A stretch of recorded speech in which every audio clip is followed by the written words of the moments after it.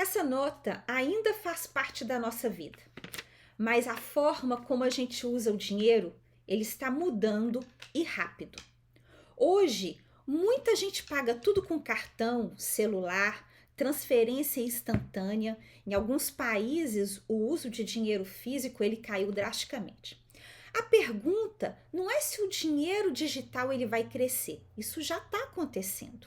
A pergunta mais importante é como essa mudança pode afetar a sua privacidade, seus custos e o seu controle financeiro. E é isso que a gente vai entender juntos hoje. As diferenças entre o dinheiro físico e digital, os impactos da digitalização do dinheiro, o panorama global dessa digitalização hoje e as atitudes inteligentes que você pode tomar hoje. Antes de continuar, já curte o vídeo e se inscreve no canal, porque hoje a gente vai falar de futuro e como isso interfere no seu bolso. E roda a vinheta, diretor!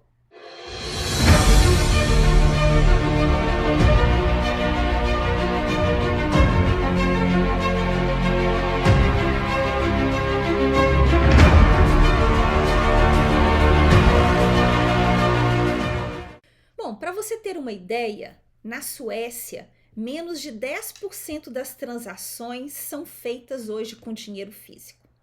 Na China, o governo já faz uso da moeda digital própria, que é o yuan. A gente consegue ver isso porque na grande maioria dos filmes e novelas chinesas, as pessoas já usam o celular como pagamento, como moeda digital. No Brasil, o Pix já é usado por mais de 140 milhões de pessoas e o Brasil já anunciou o Drex como moeda digital. Aqui nos Estados Unidos, estudos e testes sobre moedas digitais oficiais já estão sendo discutidos. Ou seja, o dinheiro já está se tornando cada vez mais digital. Mas isso não significa que o dinheiro físico ele vai desaparecer tão cedo. Para entender o que está mudando, primeiro a gente precisa entender as diferenças reais entre o dinheiro físico e digital. A primeira diferença é em relação à rastreabilidade. Quando você usa o dinheiro físico, o registro da transação ele é limitado. Olha essa nota. Quando você paga $20 na padaria com ela, acabou. Ninguém sabe de onde veio esse dinheiro, para onde ele vai depois e o que você comprou. Agora, com dinheiro 100% digital, toda transação ela fica registrada. Governo, banco, empresas tech, todos sabem exatamente quanto você ganha, quanto você gasta, onde você gasta, com o que você gasta e com quem você transaciona.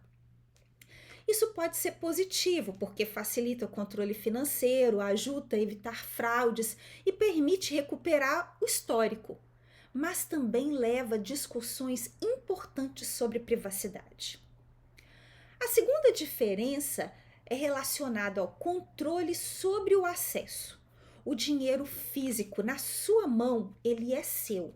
Ninguém pode congelar, bloquear ou confiscar sem uma ação física. Dinheiro digital, ele está num servidor, ele depende de sistemas, bancos, aplicativos, servidores. Isso traz praticidade, mas também cria dependência tecnológica. E ele pode ser bloqueado com um clique, e isso já aconteceu. No Canadá, em 2022, num protestos de caminhoneiros, o governo congelou contas bancárias de manifestantes, doadores e de apoiadores do protesto. A terceira diferença é em relação à privacidade. Transações digitais, elas deixam rastros. Isso é útil para a segurança e para combates a crimes financeiros, mas também gera um debate crescente. Quanto controle e visibilidade governos e empresas devem ter sobre transações individuais? A quarta diferença é em relação a custos e taxas. O dinheiro físico normalmente não tem taxas diretas para quem usa.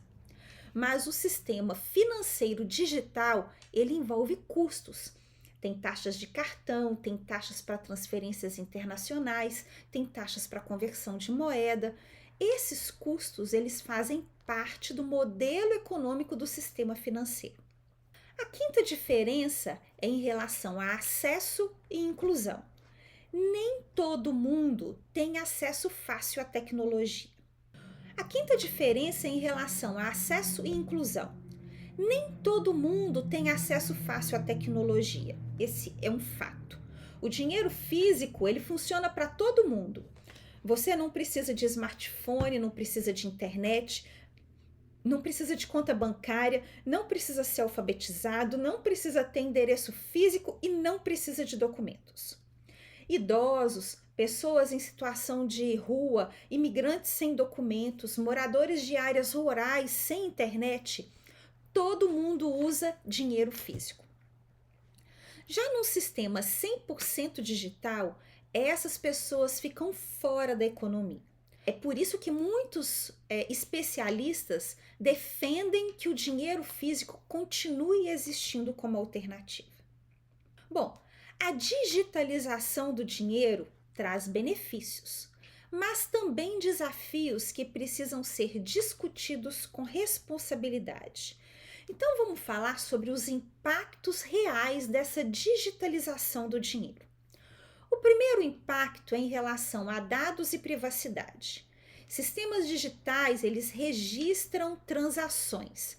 Isso pode te ajudar a combater crimes, a reduzir fraudes, a aumentar a transparência, mas também leva a perguntas legítimas. Quem tem acesso a esses dados? E como que eles são protegidos? No Brasil, o Pix, ele é um sistema do governo. Ele não tem taxas, como eu falei, mas as informações os dados são coletados pelo governo. Aqui nos Estados Unidos, o Zelle e o Venmo, eles são sistemas privados. Então, os dados compartilhados, eles ficam para empresas privadas e não para o governo, mas essas informações são repassadas posteriormente. O segundo impacto é em relação a experiências internacionais. Na China, o governo desenvolveu o chamado Yuan Digital, uma moeda oficial em formato eletrônico. No Brasil, o governo criou o Drex. É importante entender que isso não é igual a usar cartão ou Pix. Ele é uma moeda digital emitida diretamente pelo Banco Central. Esse tipo de tecnologia está sendo estudado em vários países, inclusive aqui nos Estados Unidos. O terceiro impacto é em relação à formalização da economia. Com transações digitais, fica mais fácil registrar movimentações financeiras. E isso pode aumentar a arrecadação, reduzir a informalidade e melhorar o acesso ao crédito. Mas também pode trazer desafios para trabalhadores informais que dependem de flexibilidade. O quarto impacto é em relação à política monetária. Alguns países já testaram juros negativos. Essa é uma situação em que o dinheiro ele perde o valor quando ele fica parado. Hoje, a existência de dinheiro físico ele permite alternativas. No futuro, especialistas discutem como sistemas digitais podem influenciar esse cenário. E o quinto e último impacto que eu vou apresentar é em relação à dependência tecnológica. Os sistemas digitais, eles dependem de energia, de internet, de segurança digital, e é por isso que especialistas, eles defendem redundâncias e sistemas alternativos para evitar interrupções. Mas o que está acontecendo agora? Hoje, a transição do dinheiro digital, ela já está acontecendo, mas de forma gradual. Na Europa, na Suécia, menos de 10% é transação com cash, com dinheiro. Na Noruega, apenas 4% das transações são realizadas com dinheiro. Muitos lugares hoje na Europa nem aceitam mais dinheiro físico. e o euro digital ele já está em desenvolvimento. Na Ásia, a China já tem o yuan digital, é um ativo já com 260 milhões de usuários. É diferente de cartão, é uma moeda do governo direto e tem controle total do Estado. Na Índia, ela já está eliminando notas grandes. Nas Américas, os Estados Unidos têm uma proposta em discussão no Fed do dólar digital. O Canadá, 90% das transações já são digitais. No Brasil, o Pix explodiu, tem 140 milhões de usuários e o governo já criou o Drex. Mas por que os bancos apoiam essa transição? Essa transição para os bancos gera para eles redução de custos operacionais. Não precisa imprimir dinheiro, não precisa transportar, não precisa de ter agências com cofres, não precisa de seguranças nas agências. Isso traz também para os bancos maior eficiência e novos modelos de serviço, porque eles ganham dados valiosos. Eles conhecem o comportamento dos clientes, os seus padrões de consumo, seus perfis de risco e oportunidades de venda. Os governos também estão investindo nisso. Por quê? Porque combate crimes financeiros, porque tem maior eficiência tributária e porque é uma modernização econômica. Independente do futuro do dinheiro, existem algumas atitudes inteligentes que você pode tomar hoje. Então, o que você pode fazer na prática? A primeira ação, e é um ponto em que a gente toca muito aqui na Dalunc, é ter uma reserva de emergência. Mantenha recursos acessíveis, preferencialmente em mais de uma forma. Isso pode incluir uma conta bancária, dinheiro numa conta bancária de fácil acesso, algum dinheiro físico guardado em casa, investimentos líquidos. A segunda ação é diversificar. Evite concentrar tudo em um único tipo de ativo ou de sistema. Aqui você precisa estudar sobre diversificação do seu patrimônio. Dinheiro físico, ativos físicos como imóveis, criptomoedas, mas entenda, moeda digital do governo, ela é centralizada, ela é controlada pelo governo, ela pode ser congelada e ela é totalmente rastreável. A criptomoeda, ela é descentralizada, ela não tem um dono único, você que controla, claro, se você souber, e é muito mais difícil de confiscar, não estou dizendo que é impossível. São coisas muito diferentes, mas precisa de conhecimento e experiência. A terceira ação é proteção digital, segurança digital. Use autentificação em 2 fatores, monitore as suas movimentações e evite redes inseguras. E a quarta e última ação é educação.